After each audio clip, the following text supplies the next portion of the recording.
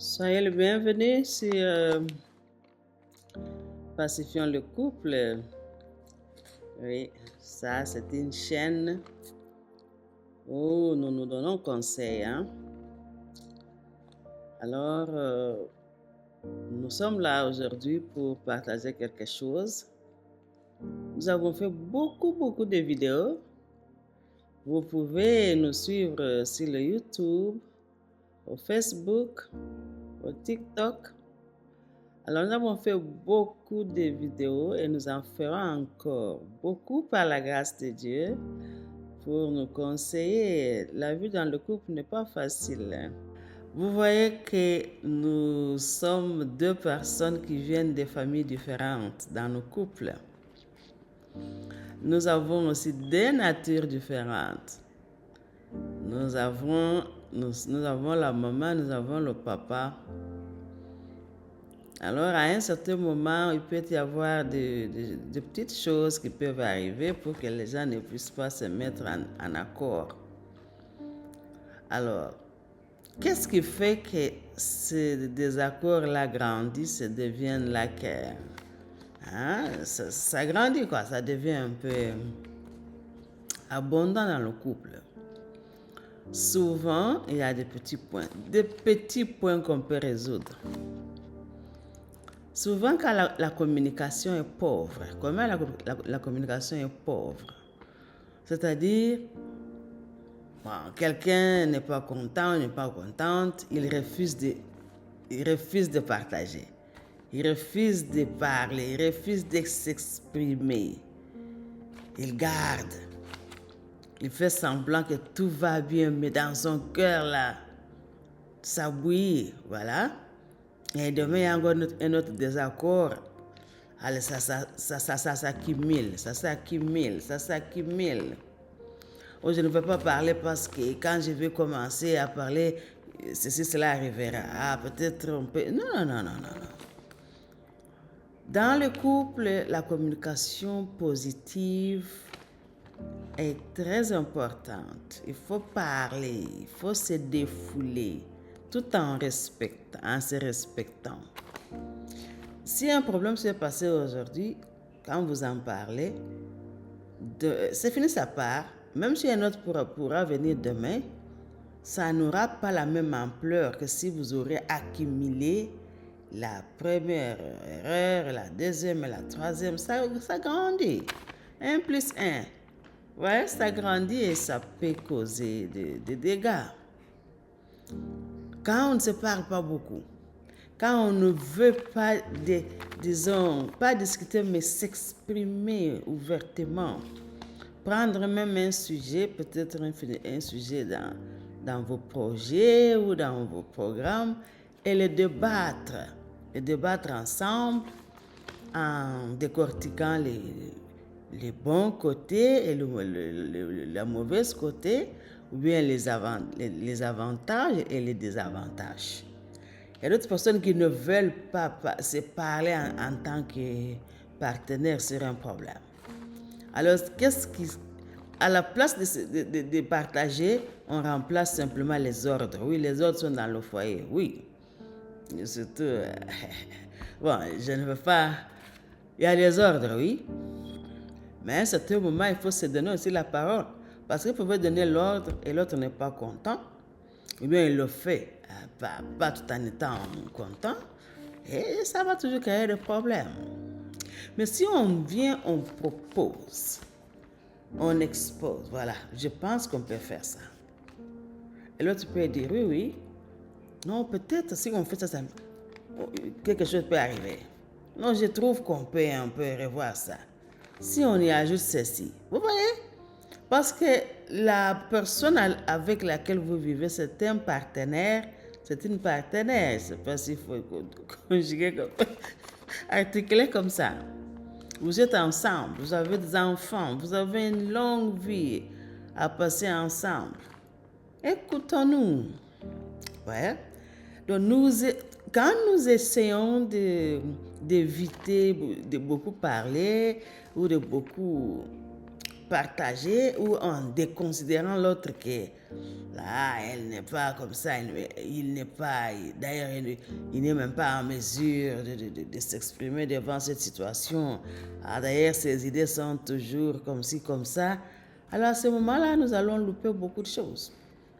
Parce que l'idée de l'autre peut vous sauver pour une situation. Vous voyez? Oui, l'idée d'une maman, l'idée d'un papa dans une circonstance peut vraiment aider la famille.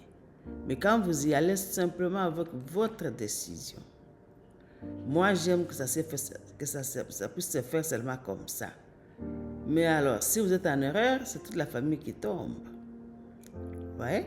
Mais si vous aurez amené ce problème-là, le proposer et écouter l'autre, et si ce qu'il peut donner comme proposition n'est pas assez convaincante, il n'y a pas de problème. Vous pouvez avancer avec votre proposition.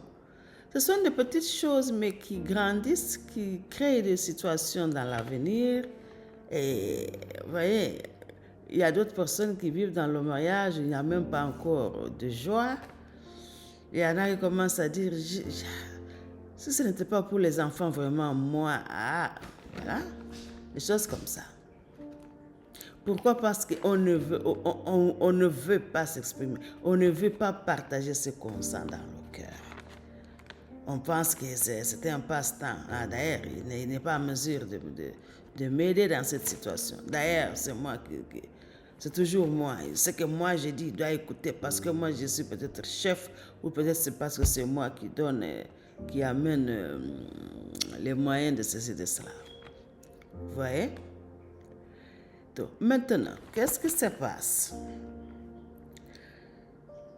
Quand on a cette attitude qu'il n'y a que moi qui connais, il n'y a que moi, ou bien quand même quand on fait une petite discussion, tu veux à tout prix gagner. Donc tu ne veux pas accepter tes erreurs, tu ne veux pas qu'on te conseille, même si intérieurement tu sais que tu as mal fait, mais tu veux toujours devenir un gagnant. C'est moi quand je parle, d'ailleurs. Donc tu ne peux pas changer devant une décision. J'ai déjà décidé, c'est comme ça. Et là, quand l'autre n'est pas d'accord, on peut encore avoir un désaccord. Le moi, il n'y a que moi. Et ce moi peut dominer même dans des petites choses. Vous pouvez trouver une maman qui part au marché, qui achète les choses qu'elle n'a pas voulu préparer aujourd'hui. Pourquoi? Parce que le papa a dit, moi c'est seulement ça. Vous voyez? Or, chaque personne a son domaine. Le domaine de la cuisine, c'est la maman. Il y a des grosses erreurs. Il y a des grosses erreurs que nous voyons. Oui, je sais qu'il y a la conjoncture. Mais papa doit avoir des limites. Si, par exemple, on doit aller dans le magasin, ça dépend, hein, là où vous achetez votre nourriture. Alors, qui doit acheter la nourriture? Qui doit choisir la qualité des légumes, des viandes, de quoi là? Moi, je pense que c'est la maman. Mais si, par exemple, tu laisses la maman derrière, c'est toi qui commences à acheter seulement ce que toi tu veux.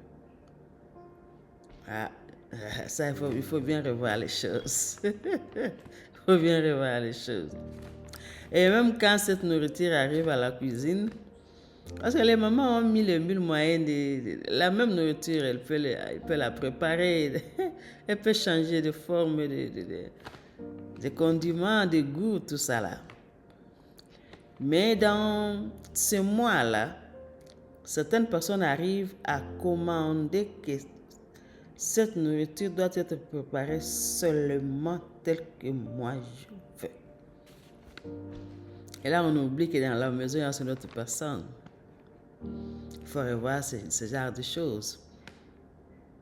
Il faut peut-être la laisser aussi un peu l'option, même de séparer la nourriture. On peut faire ce que tu veux et l'autre donner aussi l'argent aux autres personnes. Peut-être la manière dont tu veux qu'on le fasse, les gens n'aiment pas. Vous voyez? Ça peut être de tous côtés, maman ou papa. On doit être un peu ce qu'on appelle, on doit être, disons, flexible. Hein? On doit revoir la manière dont nous vivons. De petites choses nous causent des problèmes. De petites erreurs nous coûtent très cher. Vous voyez? Alors, les autres erreurs que nous commettons, c'est d'oublier que mon partenaire ou mon ami ici a aussi des sentiments, a aussi des émotions, a aussi une personnalité. Il veut ou bien il veut être aussi respecté. Quand il nous arrive d'avoir des discordes ou bien des désaccords, parfois il y a d'autres personnes qui utilisent le langage, le manque de respect, qui insultent. Et cela, ça blesse, ça blesse. Nous ne sommes pas des anges. Nous sommes des personnes vivantes qui ont encore le corps humain. Nous avons des erreurs, nous avons beaucoup de choses autour de nous. Mais alors, quand tu t'adresses à l'autre, comprends aussi que c'est une personne qui a aussi des émotions. C'est une personne qui ne veut pas qu'on puisse l'humilier. C'est une personne qui veut aussi avoir une dignité. De tous côtés, homme ou femme, ça arrive. On doit contrôler notre langage. Si le langage devient un langage pour, disons, minimiser l'autre, ou bien montrer que tu n'es pas capable, ou ceci, cela, vous-même complétez, chacun dans son coin. Vous savez ce que nous faisons parfois? Ce n'est pas du tout bien. On doit toujours, surtout en parlant, quand nous voyons que la colère commence à monter, il faut bien se contrôler. Pourquoi? Parce qu'il y a d'autres personnes. Il y a beaucoup de couples où les gens ne se tapent pas. Beaucoup ne se tapent pas. Mais ils utilisent le langage pour blesser, pour humilier, pour dénigrer, pour diminuer, pour montrer à l'autre que tu n'es rien. Il y en a qui vont loin. Je ne veux pas toucher aux petits exemples qui vont peut-être pas ne pas. Oui. Regarde-toi, mais disons, considère-toi dans un miroir dans ton couple maintenant. Qu'est-ce que tu as toujours dit à ton partenaire ou bien à ta partenaire quand tu te fâches, quand il est en erreur ou bien quand il est en erreur? Est-ce qu'après avoir,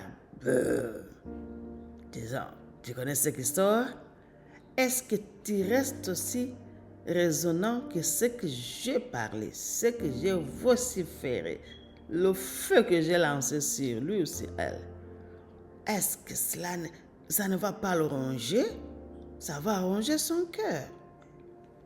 Il y en a qui, quand ça ronge comme ça, ils gardent ça pour des années. Et il y en a même, un homme peut changer son statut marital juste parce que la femme l'avait blessé, avait dit n'importe quoi, et il part trouver la vie ailleurs, et c'est parti, il devient polygame. Elle n'a pas tapé. En réalité, beaucoup de hommes ne tapent pas. Mais ils considèrent ce que les femmes parlent. Mais les femmes sont trop expressives. Quand ils ouvrent la bouche, parlante. Et après, c'est sorry, excusez-moi. Mais est-ce que tu ne pouvais pas contrôler ton langage quand tu parlais? Est-ce que tu as respecté la loi du mariage quand le mari parle, tu le laisses parler jusqu'à la fin et après tu lui demandes si tu peux t'expliquer. Si le mari est fâché, tu peux même attendre. Un temps après, tu lui dis, est-ce que je peux au moins t'expliquer ce qui s'était passé? Voyez? Donc, on doit, tel qu'on avait dit, il y a beaucoup des erreurs, mais c'est les grosses erreurs que nous avons pointées ici, c'est le manque de communication. On communique peu, on avale, on ne veut pas s'entraider, on ne veut pas partager, on ne veut pas voir, on ne veut pas aller dans la même direction. On ne veut pas prendre un projet, on le met sur la table et on considère l'apport de l'autre, les conseils de l'autre. Vous voyez, les grosses erreurs, elles sont là.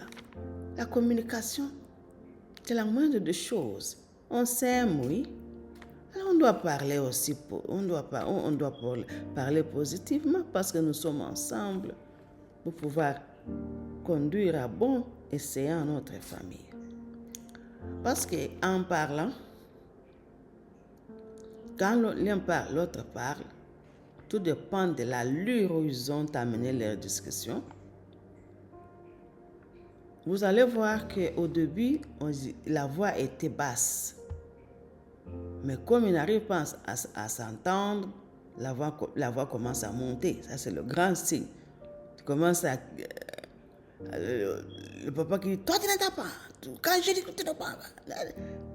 La voix commence à monter. Ça, c'est un grand signe qui montre que, bientôt là, la bouche va se fatiguer et peut-être la main va prendre la charge pour gifler. Ou peut-être pour jeter quelque chose, ou peut-être pour... Ça, c'est un grand signe. Quand vous voyez la voix qui commence à monter, quand vous voyez que l'expression devient compliquée, disons, mélangée avec les gestes, avec quelqu'un qui commence à marcher, avec l'air en tapant les jambes, en bousculant les épaules. En anglais, nous disons de body language. C'est-à-dire, le corps commence aussi à s'engager dans cette discussion-là. Parfois, vous voyez les signes dans la figure, là. Ça va bien. Donc, vous voyez les choses qui commencent à monter. C'est comme une marmite qui commence à bouillir. Hein? C'est déjà un signe que l'un de vous arrête, que l'un de vous trouve la solution d'arrêter. Vous voyez la colère qui monte, vous voyez on commence à parler, à se souvenir des histoires passées, peut-être des erreurs commises. Tu es toujours comme ça, à chaque fois. Tu vois ce que tu avais fait la fois passée. Voilà les signes qui montrent que c'est désaccord là. Il faut l'arrêter. Ça montre que ça ne va pas. Ça montre qu'il faut arrêter. Vous voyez? Oui. Ça montre que il faut arrêter cela. Alors, les autres grands signes, c'est commencer à se condamner. C'est toi qui avais commencé, c'est toi qui avais fait. Regarde, si cette chose est arrivée comme ça, c'est toi. Si c'est voilà. Donc, on commence à se jeter. On commence à se jeter les cailloux. C'est toi qui avais fait. Si ce n'était pas toi. Moi, quand je t'avais dit, tu n'avais pas écouté. Et en disant ça, chaque personne veut se défendre. En voulant se défendre, les voix montent, commencent à insulter. Les insultes peuvent aller même jusque loin là. Et ça devient un problème. Bon, si la colère monte, les menaces, on commence à se jeter, dire n'importe quoi, oublier qu'on est responsable, on oublie même que les enfants sont là, ou les membres de la famille sont là, on commence à se comporter comme on veut, et cela n'est pas du tout bien. Les autres signes, c'est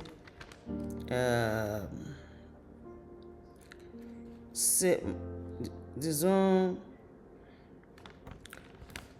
il y en a qui commencent à colporter les choses qui ne sont pas réelles. Fabriquer des mensonges qui touchent comme il m'a dit ça, moi aussi je vais lui dire ça. Toi, tu m'as insulté comme ça, moi aussi je t'insulte comme ça.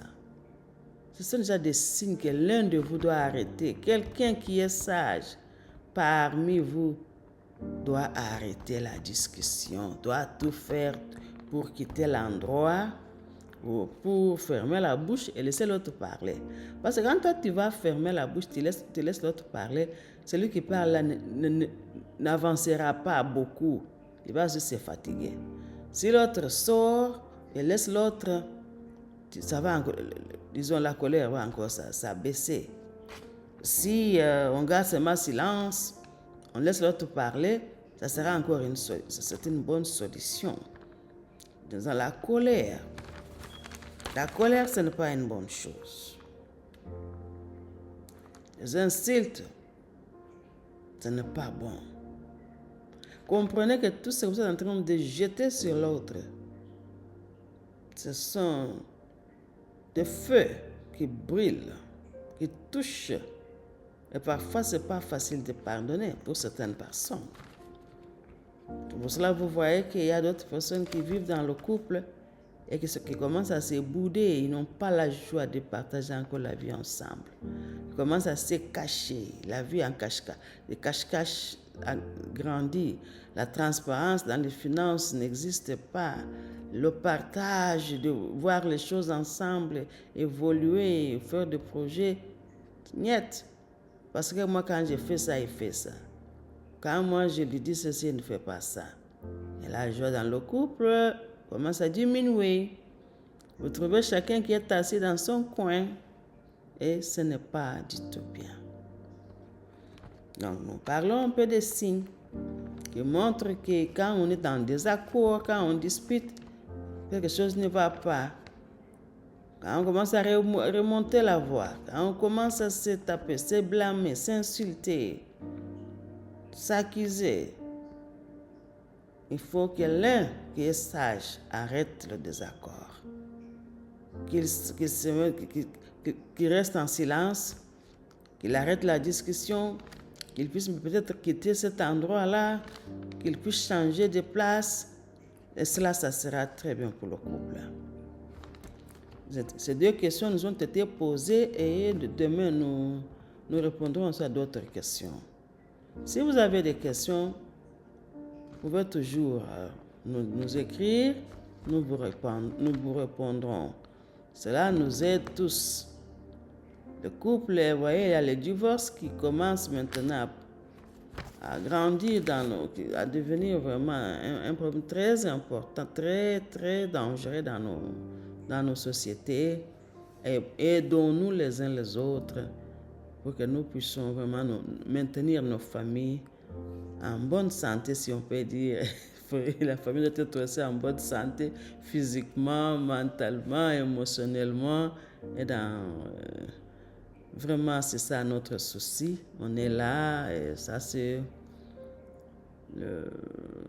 Pacifions le couple, on est là, nous nous pacifions tous, et vous et nous, ensemble nous vaincrons, ensemble nous sauverons les âmes, ensemble nous amènerons la paix dans le foyer, ensemble nos enfants seront dans la joie, parce que quand on est là, papa et maman ensemble, les enfants sont dans la joie. Et merci beaucoup.